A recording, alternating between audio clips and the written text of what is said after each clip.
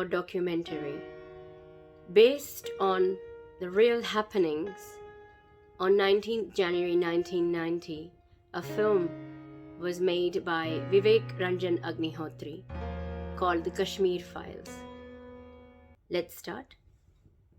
Nityanandam Paramasukhadam Kevalam Jnanamurtim Dvandvatitam Gaganasadrusham Tattvamasya Ekam Nityam Vimalamachalam Sarvadhi Sakshi Bhutam Bhavatitam Trigunarahitam Sadgurum Tam Namami. So today's video is a review of the movie called the Kashmir Files, which I watched on Saturday a few days ago, and it was with a group. So we went as a group and watched the movie, and I will share my review on many different levels. First, I wanted to speak about Vivek Ranjan Agnihotri, who I actually started to follow in I would say 2020. 2020 is probably April, May 2020. I came across his videos on YouTube.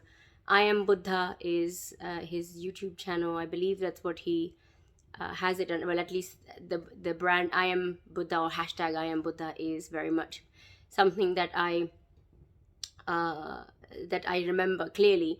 But I've watched a lot of his videos. They're very organized. He does a lot of research, and he has been speaking on various different topics.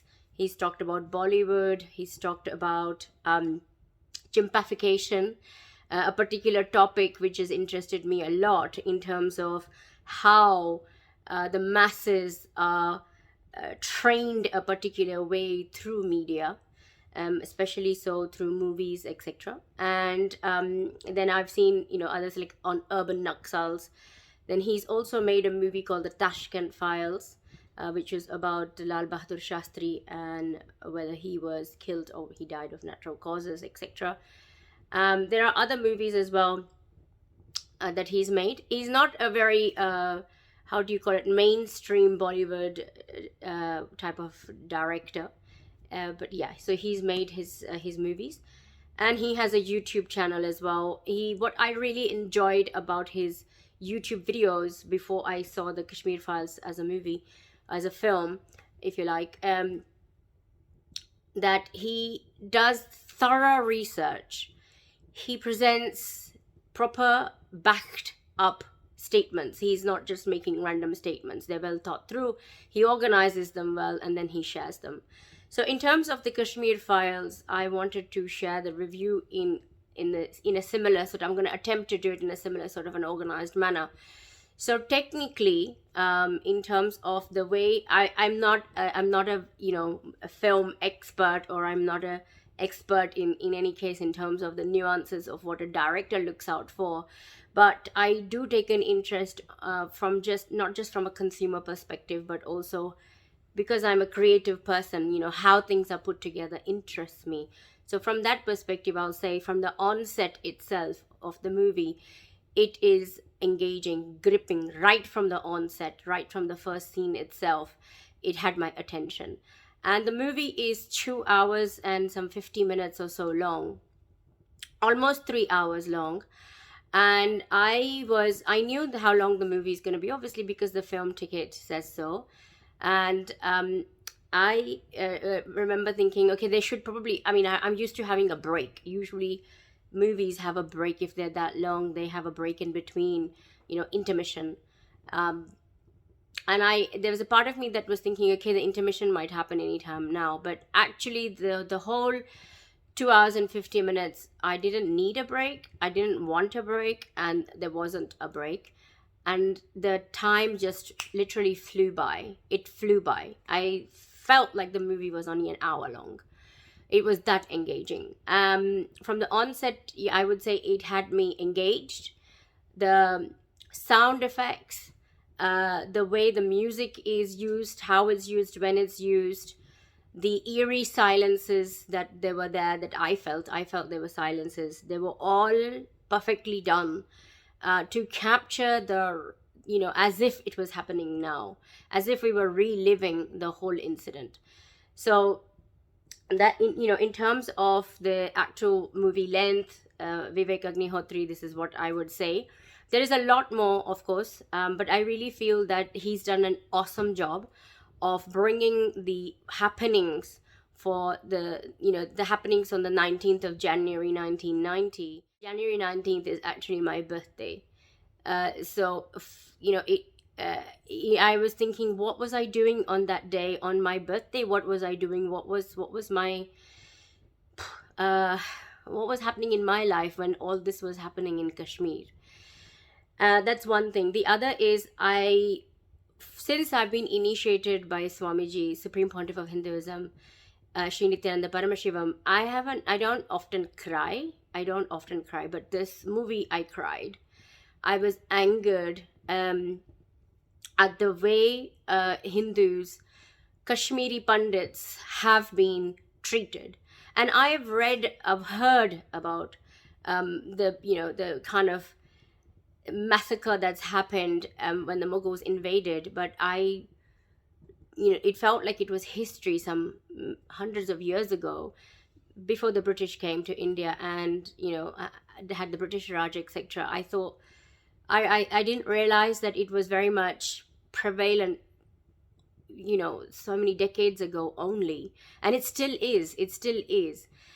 So for me, on a personal level, it's like what I've heard has happened. I've not read in history books, because there isn't anything where I can go. I don't feel that's readily available to me. It was not taught to me. What was I doing on that day?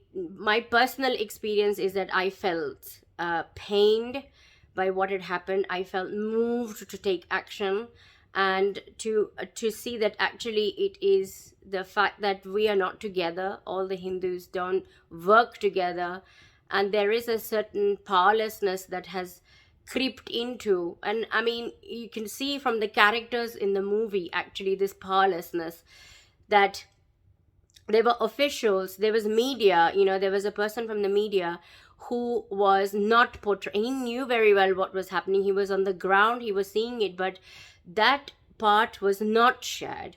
The officials, the government that was there at that time, it shows in the film that they did not do anything. They turned a blind eye. In fact, they actually supported the terrorists that were creating such havoc. And I could not watch the last scene. I'm not going to tell you what the scene was, but I could not watch it. I had to turn my face. I had to put my hand like this and turn my face, because I could not watch the screen. And I asked, is it done yet? It was literally, it was so barbaric. I could see what was, because the way Vivek ji has filmed this is, you kind of, a picture speaks 1,000 words. Woman, I beyond that point, I was like, I cannot see this. There's lots in the movie that I was surprised by. When there was a shooting or something, I was surprised. I kind of know when it's coming, but sometimes I didn't know what was coming in the movie, and it made me jump, but not in a scary way, in a waking up. It was like a shake up for me to see just how barbaric, even now, the way people are treated. So Hinduism has been treated. It got me thinking, actually, that why do Hindus have to be hated so much for following a certain path, and hated to the point of being massacred? It doesn't. And why should I have to be scared? And why should I have to apologize for what I have a right. I have a right to be on this planet Earth, and I have a right to follow what I want to follow. If people want to follow what they want to follow, it's up to them. But I also have a right. I don't have to feel afraid to follow what I want to follow. And this movie got me to feel a lot more like, no, this isn't right. To be able to say what happened is happening in Kashmir, has happened to India, has happened to Hinduism. It's not even human. It's like, what? It's beyond. It's very animalistic. It's terrible. What we've had to go through, and I'm getting a little.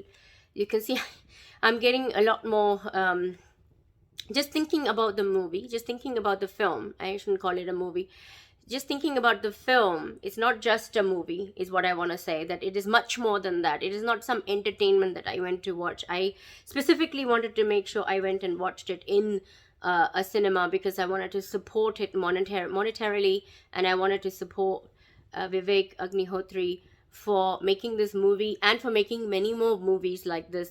I am sure there are hundreds of thousands of such incidences which could be made into films.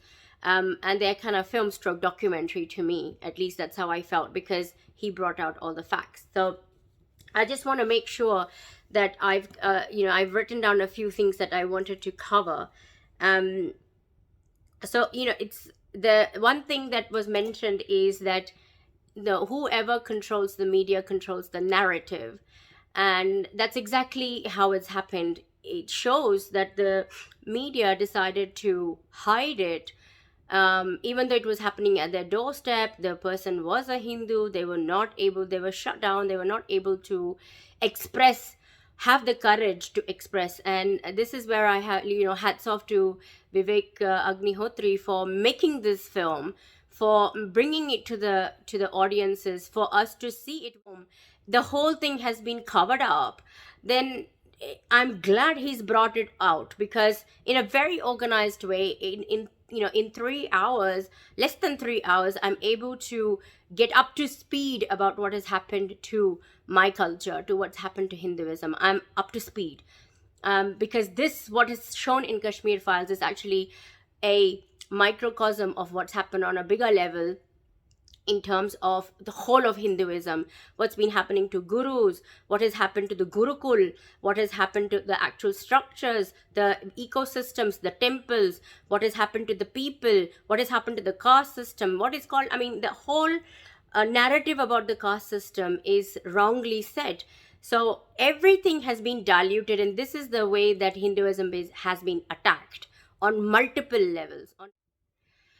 Indeed. So without getting too emotional, I want to come back to the point of sharing that he has done an amazing job, and the fact that this genocide that has happened, this Holocaust that has happened to Hinduism, the Kashmir Files shows very clearly and to the point with facts how it has been done. The people that were around, suppose the neighbors, neighbors and friends were the ones that actually helped the terrorists. The media helped the terrorist by not allowing the truth to come out, for the truth to be suppressed. The government, the so-called government that are supposed to be there for the people, elected for the people, by the people, were not there. And the police, it also shows in the movie how the police were in the hands of the terrorists as well. Even the food, so if you like, the people that were living there, Hindus were not allowed to have proper food. They were not allowed to get ration. Their ration was thrown away. Without giving too many spoilers, in this review, I want to just share that pretty much the entire system that was around the Kashmiri Pandits was corrupt and was working against them and pushed them to a space of powerlessness. And this, I don't know how we're okay with that. As a humanity, I don't know how we're okay with that. And Hinduism is all about conscious living, being accountable for what you're saying and doing. That's why the Kashmiri Pandits never picked up a weapon. Thank you so much for watching. We'll end with the Purna Mantra. Om Purnamada Purnamidam Purnat Purnamudachyate Purnasya Purnamadaya Purnameva Vashishyate. Om Shanti Shanti Shanti. Hari Om Tat Sat Sarvam Bhagavate Shri Nityananda Paramashiva Padakar Pranamastu. Om Nityanandam.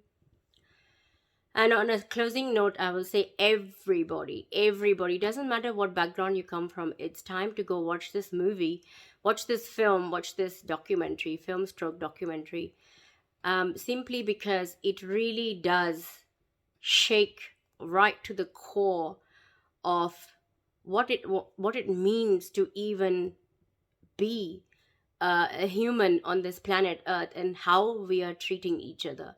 It's time to go see. It's time to wake up. Thank you.